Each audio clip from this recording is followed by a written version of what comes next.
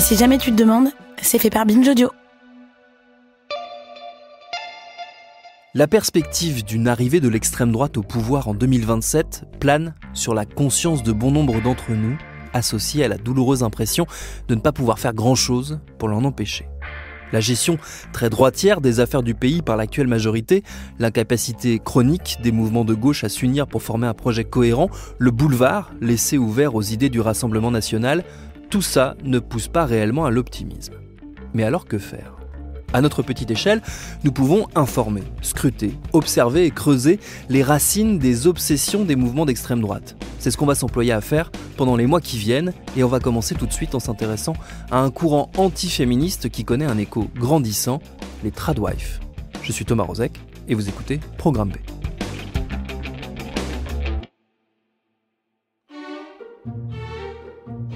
Oui, si Victor Hugo vivait de nos jours, il n'oserait plus s'attendrir sur les malheurs de Cosette, condamné à faire la vaisselle avec ses pauvres mains gercées.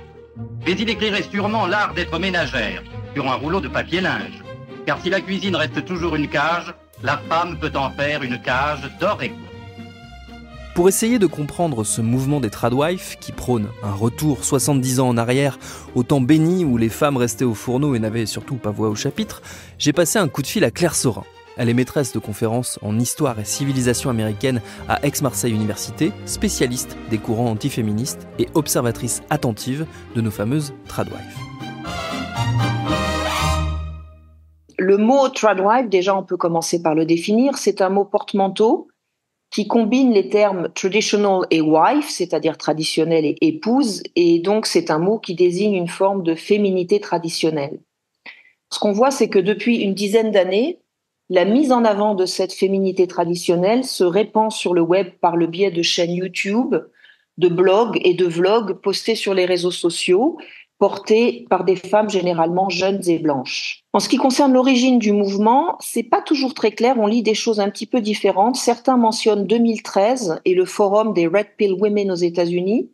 Donc les Red Pill Women, en fait, ce sont des femmes qui adhèrent explicitement à la cause des masculinistes. Les masculinistes étant donc ces groupes d'hommes qui défendent leurs droits et qui se disent opprimés dans une société dominée par le féminisme. Les masculinistes sont vraiment une espèce de matrice de l'antiféminisme des femmes. C'est quelque chose qu'on peut voir de façon assez prégnante chez les tradwives, mais aussi sur des mouvements comme womenagainstfeminism.com, par exemple, les femmes contre le féminisme, qui sont un peu des relais de ces voix masculines qui se disent opprimées par les féministes. Les masculinistes, certains, pas tous, mais certains sont extrêmement misogynes et donc ont tendance à mettre toutes les femmes dans le même panier, si j'ose m'exprimer ainsi. Mais de plus en plus, les masculinistes comprennent qu'ils ont là des alliés potentiels vraiment intéressantes. Et donc, certains sur leur forum répandent des messages disant qu'il faut être beaucoup plus à l'écoute de ces tradwives, les respecter. Je pense qu'un certain nombre les respectent, oui, puisqu'elles jouent très bien le jeu de la hiérarchie des sexes. Elles sont soumises et c'est ce qu'ils veulent. Ils veulent des femmes soumises.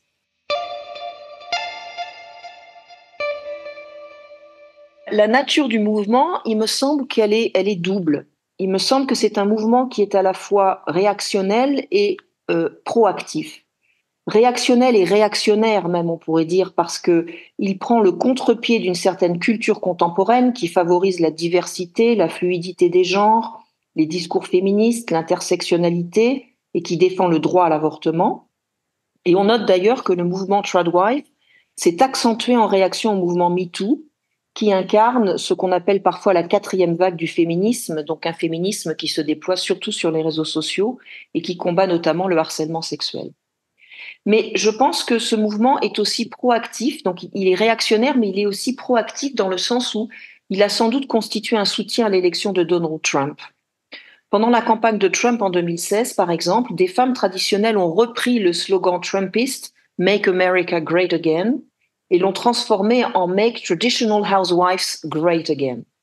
Et je note aussi qu'un article du New York Magazine de 2020 affirme que ce ne sont pas tant les femmes au foyer qui constituent un soutien pour Trump, mais bien les tradwives. Ce qu'on peut voir, c'est que les tradwives véhiculent un discours traditionnel sur les rôles des sexes, et c'est un discours qui est ancien. On peut noter que déjà au début du 19e siècle, ce discours était très renforcé et commençait à se construire de façon systématique, même si le contenu n'était pas nouveau. Ce discours, il est familier à nos oreilles. La place de la femme est à la maison. Sa mission est d'avoir des enfants et de s'en occuper, et donc de ne pas travailler en dehors du foyer.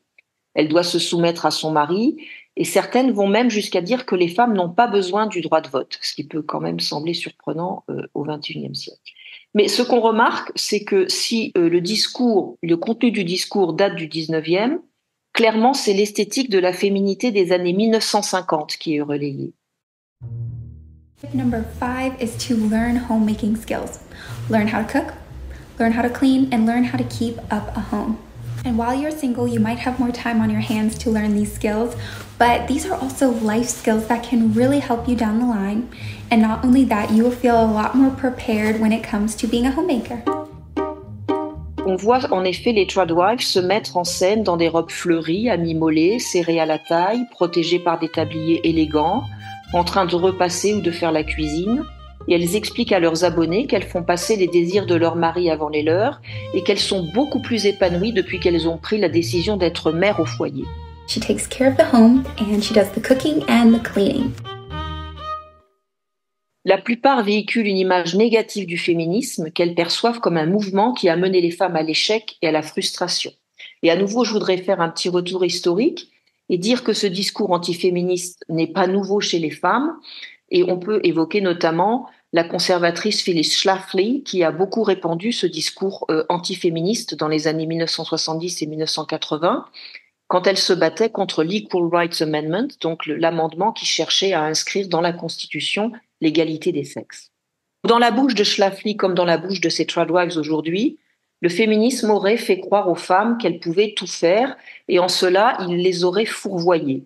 Il aurait fait croire aux femmes qu'elles pouvaient à la fois s'occuper d'un foyer et avoir une carrière, ce qui engendre inévitablement des souffrances et des frustrations. Par ailleurs, les tradwives déplorent que beaucoup de féministes jettent sur elles un regard méprisant. Elles décrivent souvent les féministes comme des femmes méprisantes à leur égard. Et à contrario, elles insistent sur le fait qu'elles-mêmes ne jugent personne, qu'elles sont tolérantes, mais qu'elles revendiquent la notion de choix. Elles disent « c'est mon choix ». Et elles disent d'ailleurs aussi que le but du féminisme, ça a bien toujours été de donner le choix aux femmes. Le problème, bien sûr, c'est qu'elles oublient que toutes les femmes n'ont pas ce choix de rester à la maison, puisque cette possibilité est essentiellement réservée aux femmes des classes moyennes et supérieures, celles dont les époux gagnent suffisamment d'argent pour faire vivre le foyer. On pourrait dire quelques mots donc sur la façon dont le mouvement se diffuse et sur ses principales animatrices. Ce qu'on peut dire, c'est que les voix des tradwives se déploient sur les réseaux sociaux, comme Twitter, donc X maintenant, et TikTok, qui accumulent des millions de vues. Les derniers chiffres indiquent 30 millions sur TikTok, ce qui semble énorme.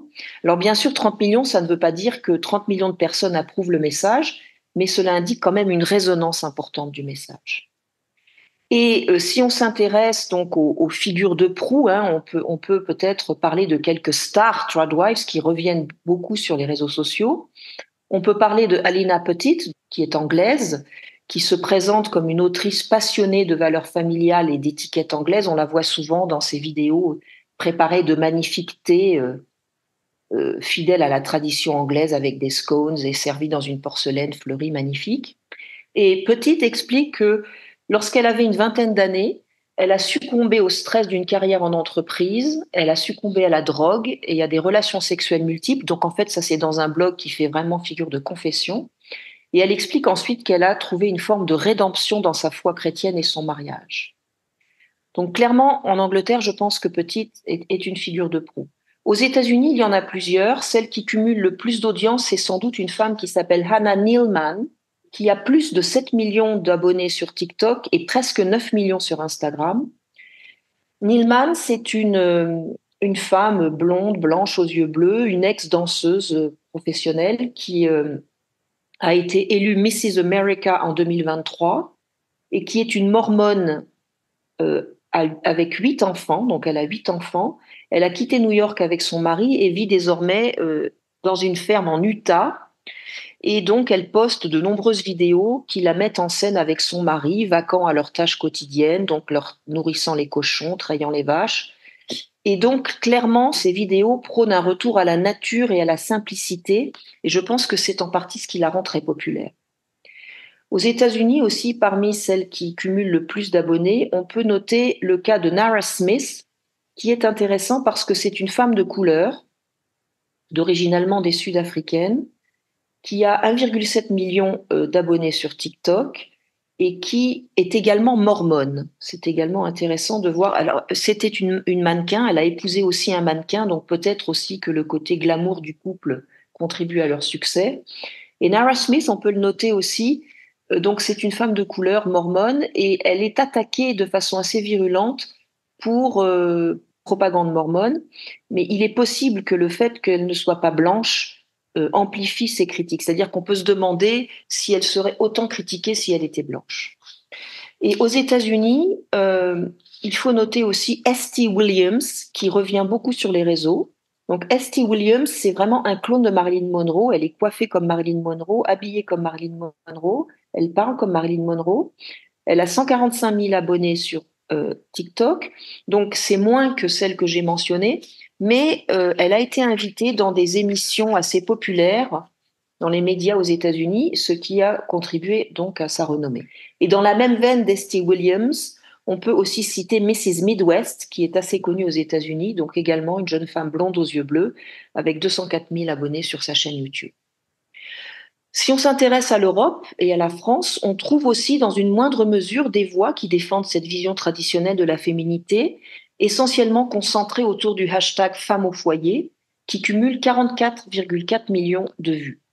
Donc, toutes ne reproduisent pas l'esthétique des années 50 et on peut par exemple penser à la française Anna Gass, créatrice du blog Apprendre les bonnes manières, qui cultive plutôt les codes rétro du début du XXe siècle. Je suis Anna Gass, experte du savoir-vivre et fondatrice d'Apprendre les bonnes manières.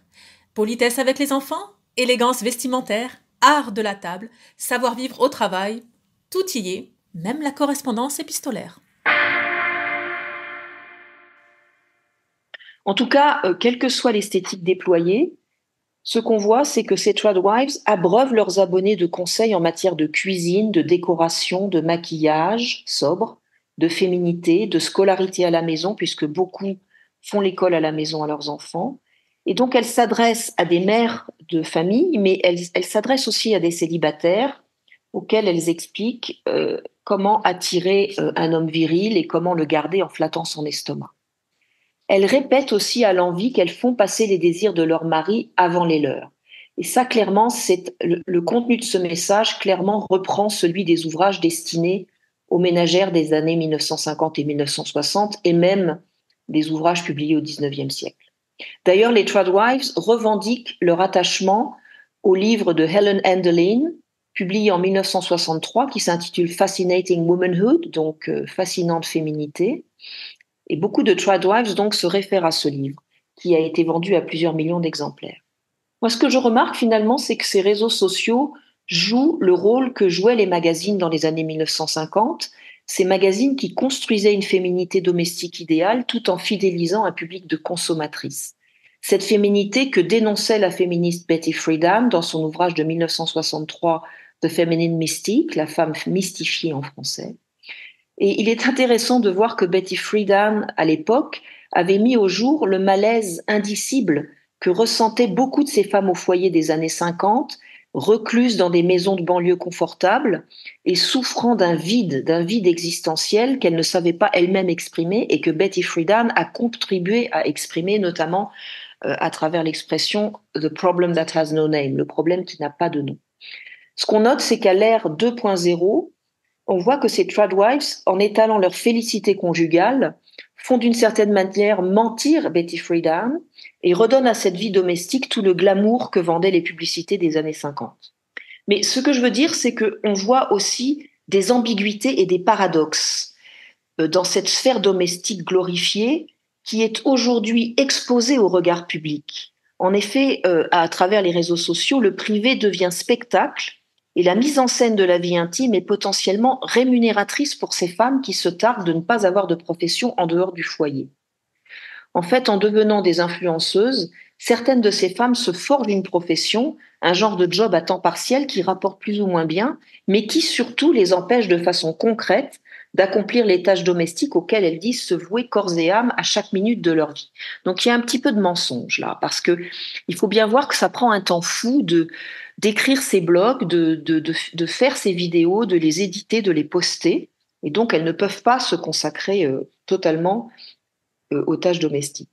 Et puis, je vois aussi une autre ambiguïté qui réside dans le potentiel érotique, voire pornographique que cultivent certaines tradwives, comme Esty Williams par exemple, qui clame qu'elle n'ira jamais dans une salle de gym sans son mari et qui dit qu'elle n'a pas d'amis hommes et qui, dans le même temps, se filme en train d'étaler de la pâte feuilletée avec un gros plan sur sa poitrine généreuse et pudiquement dénudée.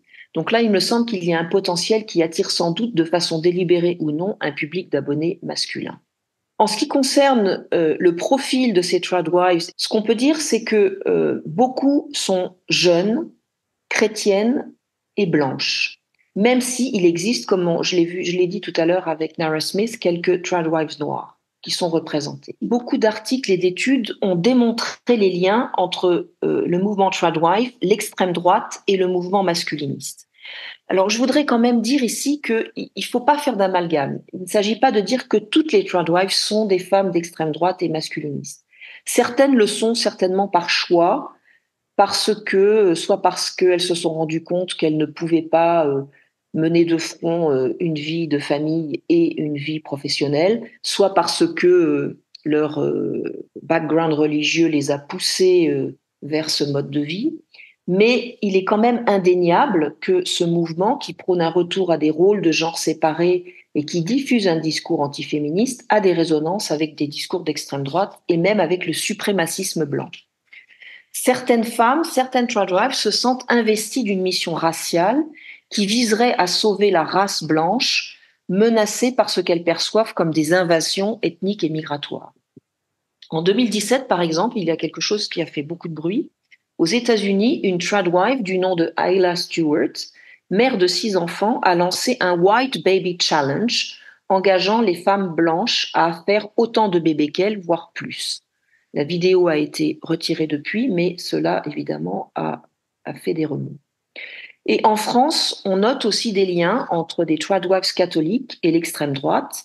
On peut citer par exemple Virginia Vota et Thaïs Descuffon, qui faisaient partie de Génération Identitaire et qui déploie maintenant un discours clairement antiféministe et masculiniste sur sa chaîne YouTube qui compte 201 000 abonnés. Je suis une femme, mais je ne suis pas féministe. C'est rare aujourd'hui d'entendre ça. Pour autant, je pense que beaucoup de femmes le ressentent au fond d'elles-mêmes, mais n'osent tout simplement pas le dire. C'est simple, quand je vois ce qu'est le féminisme en 2022 et comment sont les féministes dans leur grande majorité, c'est tout simplement impossible de m'en réclamer. Je vous présente aujourd'hui les 4 raisons pour lesquelles je ne suis pas féministe et comment je me définis sur la question des rapports entre les hommes et les femmes. Première raison, le féminisme est une guerre contre la virilité. Je dirais que ce mouvement occupe une place de plus en plus importante dans l'antiféminisme. En partie parce que, comme l'explique Muriel Cooksey, il attire des femmes de la génération Z, c'est-à-dire des femmes nées après 1996, qui voient dans le hashtag Tradwife une forme de sécurité et de stabilité dans un monde de plus en plus anxiogène. Et on remarque que ces toutes jeunes femmes s'emparent volontiers du message et du mouvement sur leurs réseaux sociaux et en font quelque chose de ludique, quelque chose de facilement consommable. Donc oui, je pense qu'il est important de s'intéresser à cette jeune génération de femmes qui se radicalisent parce qu'elles contribuent à amplifier les réseaux sur lesquels le mouvement se déploie. Et il faut bien voir aussi qu'elles se radicalisent de façon insidieuse, en revêtant un masque de douceur d'une certaine manière. On dirait qu'elles le font de façon assez bénigne, mais c'est quand même une radicalisation potentiellement dangereuse. Et pour conclure, il me semble qu'il serait aussi dangereux de sous-estimer ce mouvement et d'en mépriser les porte-paroles. Parce que, pour moi, à travers ce mouvement, il y a quelque chose qui parle du féminisme et de ses faiblesses, en tout cas de son incapacité à convaincre l'ensemble des femmes de son bien fondé et de sa nécessité. Ça n'est pas, bien sûr, propre à notre époque, ceci a toujours été le cas, Et l'histoire montre que les plus grands obstacles et les plus redoutables critiques du mouvement féministe ont été des femmes. C'était le cas lors du féminisme dit de la première vague, quand des associations de femmes opposées au suffrage ont considérablement ralenti la ratification du 19e amendement qui a donné le droit de vote aux femmes. C'était le cas aussi dans les années 70, 1970 et 80, je le disais avec tout à l'heure en évoquant Phyllis Schlafly et sa campagne contre l'Equal Rights Amendment qui finalement a été couronnée de succès puisqu'à ce jour, l'Equal Rights Amendment n'a pas été ratifié. Et c'est encore aujourd'hui le cas avec ces tradwives qui nient les violences systémiques, les écarts de salaire et les problèmes de contrôle sur son propre corps. Je fais évidemment référence ici aussi à la question de l'avortement qui a subi un revers sévère, comme on le sait, aux États-Unis très récemment. Je constate que ce phénomène d'opposition féminine au féminisme, avec ce mouvement, se perpétue et que ces opposantes, bien qu'elles revendiquent des valeurs traditionnalistes, sont tout à fait à l'aise dans le maniement des outils de communication et de propagande digitale, ce qui les rend encore plus influentes. Merci à Claire Sorin pour ses réponses. Pour aller plus loin dans la compréhension des ramifications des mouvements antiféministes, elle a signé un long article que je vous recommande, consacré notamment au site womenagainstfeminism.com, un article paru en janvier 2022 dans le numéro 153 de la revue 20 et 21, revue d'histoire éditée par les presses de Sciences Po. Programme B, c'est un podcast de Binge Audio, préparé par Charlotte Bex, réalisé par Paul Berthiaud. Tous nos épisodes, les anciens comme les nouveaux, sont à retrouver sur toutes vos applis de podcast préférés. Cherchez-nous sur Internet si vous voulez nous parler, et à très vite pour un nouvel épisode.